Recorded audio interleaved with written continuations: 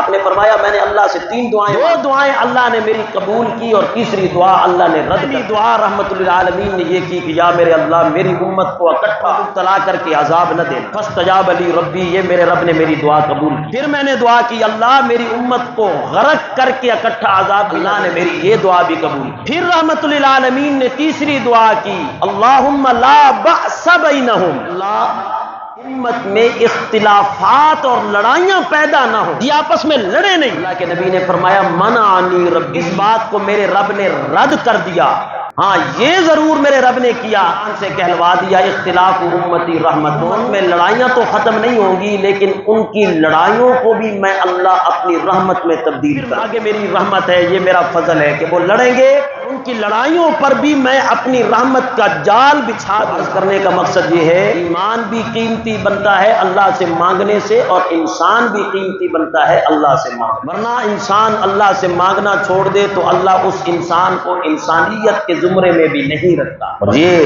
اللہ کے اپنے فیصلے ہیں، یہ پروردگار کا فیصلہ ہے۔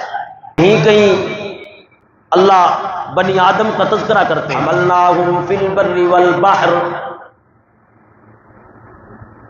رزقناہم من الطیبات فضلناہم علی کثیر ممن خلقنا تفضیلا،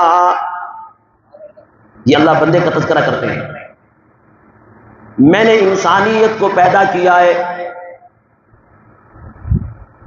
اللہ کی تخلیق پر قربان جائیں، یخلقکم فی بطون امہاتکم خلقا من بعد خلق فی ظلمات ثلاث، دنیا کے کسی انسان کو اس وقت تک کامیابی میسر نہیں آتی جب تک کہ اس کے کام کے لیے روشنی کا انتظام نہ کیا جائے۔ اللہ نے جب انسان کی تخلیق کا ذکر کیا، اللہ نے اپنی قدرت کا اظہار یوں فرمایا میں رب بنتا تب ہوں جب انسان کے مکمل اعضاؤں کو میں اللہ اندھیروں میں تخلیق کروں، ماں کے پیٹ کا اندھیرا، رحم کا اندھیرا، جھلی کا اندھیرا، اور ان اندھیروں میں میں نے پیدا کر دیا محمد الرسول اللہ جیسا عظیم انسان۔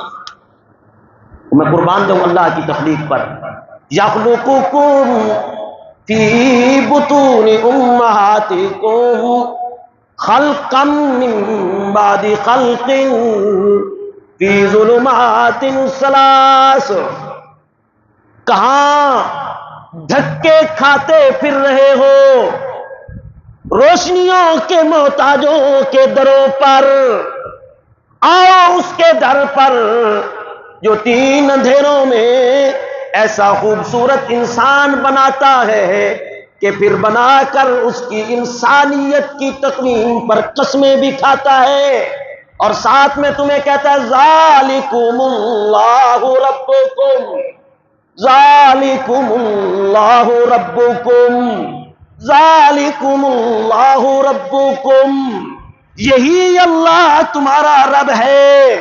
اور پھر اللہ نے اس کے فوراً بعد اپنی صفت ذکر کی لہ الملک، لہ الملک، جس نے تمہیں 3 اندھیروں میں پیدا کر دیا، جس نے ایک گندے قطرے سے ایسا خوبصورت انسان بنایا، آنکھوں کی جگہ پر آنکھیں لگائیں، ناک کی جگہ پر ناک لگائی، کان کی جگہ پر کان لگایا، ہاتھوں کی جگہ پر ہاتھ لگائے، اور پاؤں کی جگہ پر پاؤں لگا دیے۔ ذالکم اللہ ربکم، یہ تمہارا رب ہے جس نے تمہیں اندھیروں میں پیدا کیا، جسے آنکھوں کی ضرورت نہیں، جسے روشنی کی ضرورت نہیں، ساری کائنات روشنی کی محتاج ہے، اور وہ اللہ اپنی قدرت کے اظہار اندھیروں میں کیا کرتا ہے۔ ساتھ اللہ نے فرمایا لہ الملک، اسی کی ہے بادشاہت۔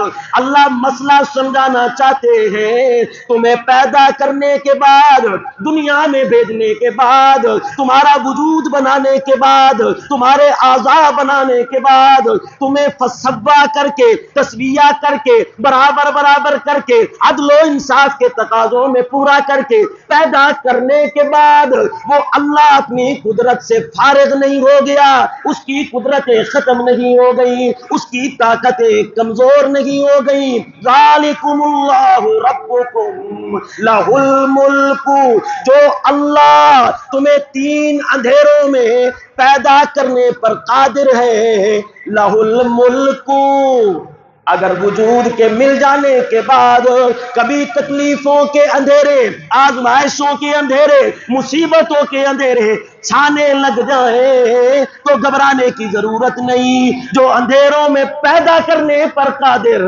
ان اندھیروں کو دور کرنے پر بھی وہی قادر۔ ہاں، یہ اللہ نے مسئلہ سمجھایا، ذالکم اللہ ربکم لہ الملک فانا تصرفون۔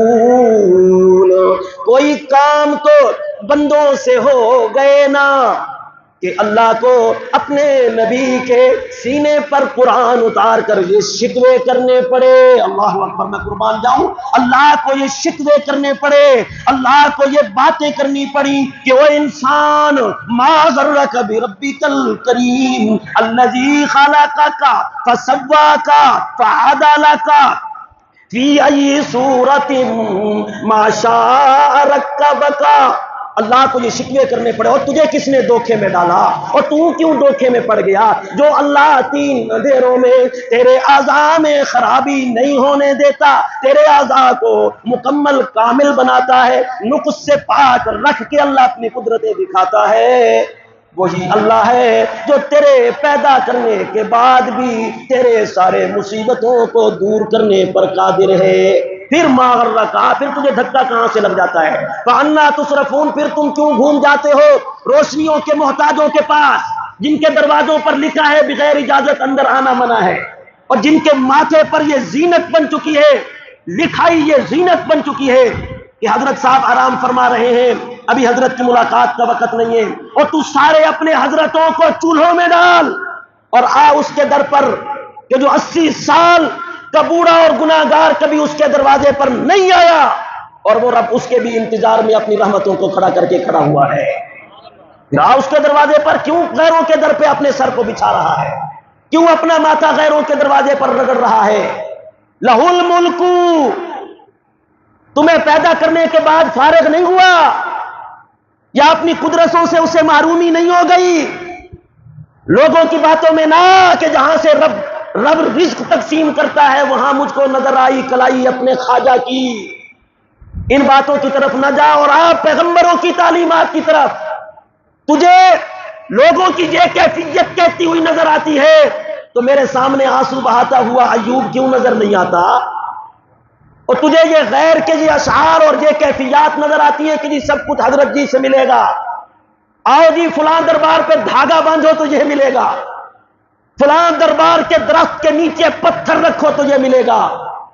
ہائے، رب نے 1,24,000 انبیاء بھیجے انہی پتھروں سے نکالنے کے لیے، اور تو پھر جا کر وہی پتھر، وہی دھاگے، وہی ماتھے تو رگڑ رہا ہے ان کے دروازے پر۔ نہ ان ماتھوں کو، نہ ان جگہوں پر تجھے ماتھے رگڑنے کی ضرورت ہے، نہ وہاں آنسو بہانے کی ضرورت ہے۔ آجا، میں تجھے دعوت دے رہا ہوں اس رب کی طرف کہ جسے تیرے ہاتھ اٹھانے کی بھی محتاجگی نہیں ہے، زبان سے مانگنے کی بھی محتاجگی نہیں ہے، وہ اپنی قدرتوں کی قسم اٹھا کے کہتا ہے علیم بذات الصدور ہے۔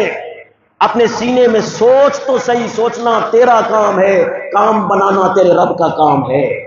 سوچ تو صحیح اپنے سینے میں کہ تجھے اس چیز کی ضرورت ہے۔ کیوں نہیں آتا انبیاء کی ان تعلیمات کی طرف جو انبیاء تجھے سکھا کے گئے؟ 40 سال یعقوب روتا رہا، 40 سال روتا رہا، پر رب کے در کو نہیں چھوڑا۔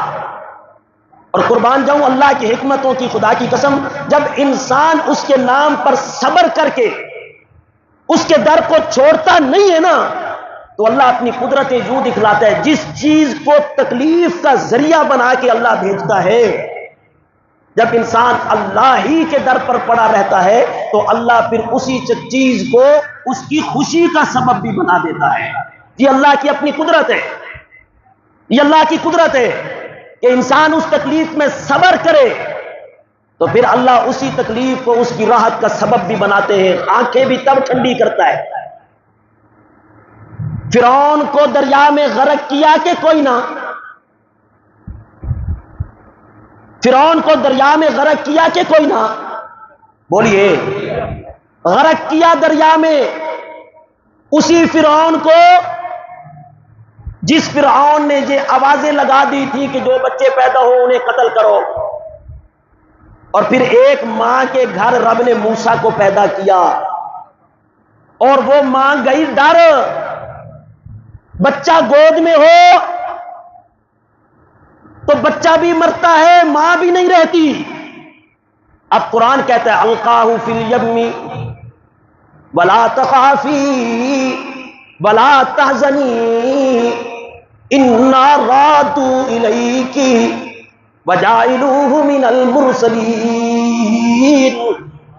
غم نہیں کرنا، خوف بھی نہیں کھانا، نہ حالیہ دور کا خوف تیرے اوپر ہو، نہ آنے والے مستقبل کا کوئی غم ہو، دریا میں بہانا تیرا کام، لوٹانا میں اللہ کا کام۔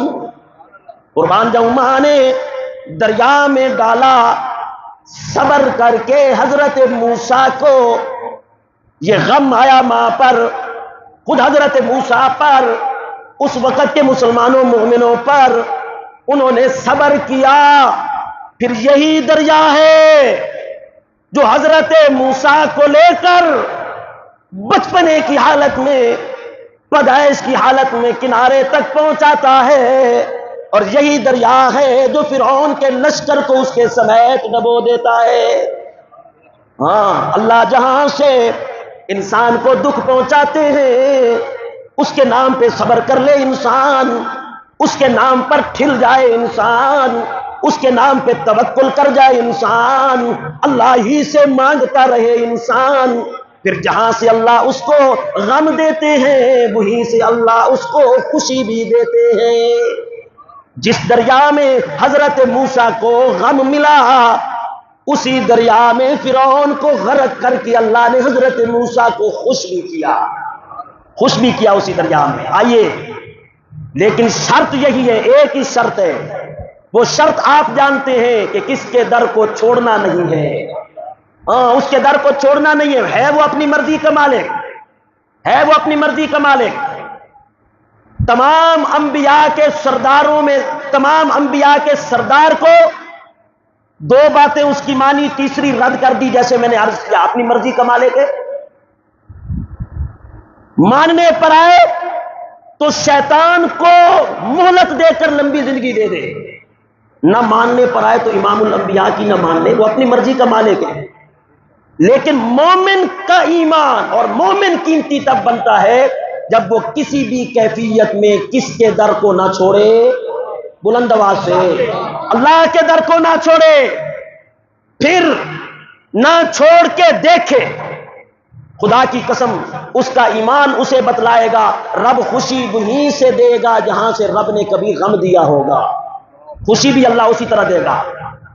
یعقوب پیغمبر ہیں، 11 بیٹے حضرت یعقوب کے، حضرت یوسف علیہ السلام 12ویں بیٹے۔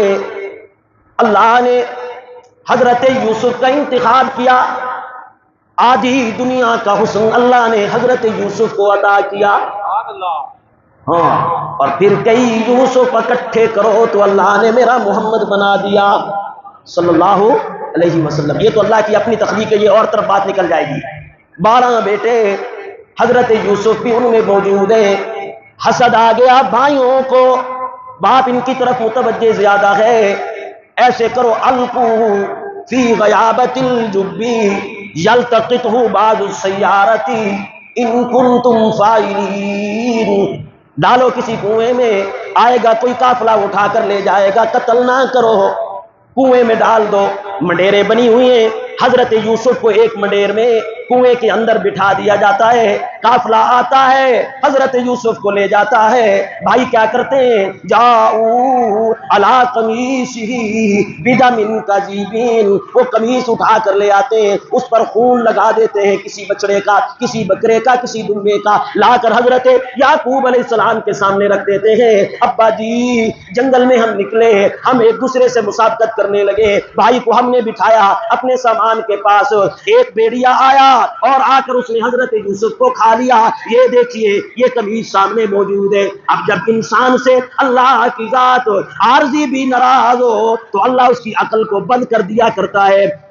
कमीज तो लेकर आए, उसे फाड़ना भूल गए, कमीज तो लेकर आए, उसे चीरना भूल गए, उसे फाड़ना भूल गए। हजरत याकूब, तफसीर राजी वाले ने लिखा, इमाम राजी फरमाते हैं, हजरत याकूब रोते भी हैं और साथ भी कहते हैं, दुनिया में ये वाहिद भेड़िया है जो पढ़ा पढ़ा लिखा है कि पहले मेरे बेटे की कमीज उतारता है फिर उसे खाता है, ना उसकी कमीज को चीरता है ना उसे फाड़ता है, फिर मेरे बेटे को खा जाता है। बड़ी परेशानी के आलम में हजरत याकूब अलैहिस्सलातु व तस्लीम मौजूद हैं और उन्हें कह रहे हैं, बल सव्वलत लकुम अनफुसुकुम अमरन, ये तुम्हारे जियों ने तुम्हें एक बात बतलाई है, ये बात तुमने अपनी तरफ से घड़ी है, लेकिन कोई मामला नहीं, अमरी सब्रुन जमील, तुमने जो करना था कर दिया, अब मैंने जो करना है वो करूंगा। क्या अमरी, मेरा मामला ये है, सब्रुन जमील, कि मैं सब्र करूंगा और वो सब्र इतना खूबसूरत होगा कि अल्लाह उसे कुरान की आयतें बनाकर मोहम्मद के दिल पर उतारेगा सल्लल्लाहु अलैहि वसल्लम। मेरा मामला यह है कि मैं सब्र करूंगा, बेहतरीन सब्र करूंगा, और मैं अपनी आरज़ुएं और अपनी तलबी हसरत और अपनी इल्तिजाएं किसी और के सामने नहीं पेश करूंगा। मेरी इल्तिजाओं का मरकज है तो सिर्फ कौन है। हाँ, इस तकलीफ में मैं अल्लाह के सामने सब्र करूंगा, अल्लाह से मांगता रहूंगा। 40 साल गुजर गए, हजरत याकूब अलैहिस्सलाम की बिनाई खत्म हो गई। अल्लाह की हिकमतों पर कुर्बान जाऊं, अल्लाह की कुदरतों पर कुर्बान जाऊं, अल्लाह की ताकतों पर कुर्बान जाऊं। किस कदर खूबसूरत अंदाज अल्लाह ने इख्तियार किया। भाइयों का मकसद ये था, बाप से दूर करेंगे, हम अपने बाप की निगाहों में आ जाएंगे, हम उसकी निगाहों में आ जाएंगे, हमारे ऊपर उसकी नजर और इल्तिफात रहेगा। लेकिन अल्लाह की हिकमतों के कुर्बान जाऊं, अल्लाह ने फरमाया, जब यूसुफ को याकूब से जुदा कर दूंगा तो याकूब की बिनाई भी खत्म कर दूंगा, और जब यूसुफ को वापस करूंगा तब फिर याकूब को निगाहें भी वापस करूंगा। हाँ, दुनिया कुछ करती रहे, मर्जी चलती है तो सिर्फ किसकी चलती है। अब हजरत याकूब भी 40 साल नाबीना भी हो चुके हैं, लाठी के सहारे पर चलने भी लगे हैं, लेकिन अल्लाह के दर से मायूस नहीं हुए, अल्लाह के नाम पर सब्र किया है, अल्लाह के दरवाजे को नहीं छोड़ा।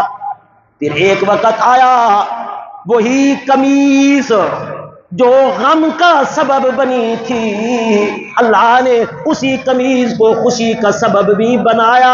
हजरत यूसुफ ने भेजा अपनी कमीज को और कहा, जाओ मेरे बाबा की आंखों पर डालो, डालना तुम्हारा काम है, बिनाई लौटाना किसका काम है।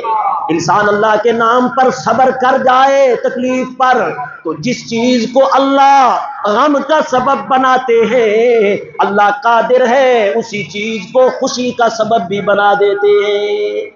ये अल्लाह की कुदरत है। इंसान को चाहिए कि वो हर हाल में, हर लम्हे में, हर घड़ी में अल्लाह ही से अपना ताल्लुक जोड़े, बाकी गैर से ताल्लुक तोड़ दे। इंसान भी वही कीमती है और ईमान भी वही कीमती है। अल्लाह अमल की तौफीक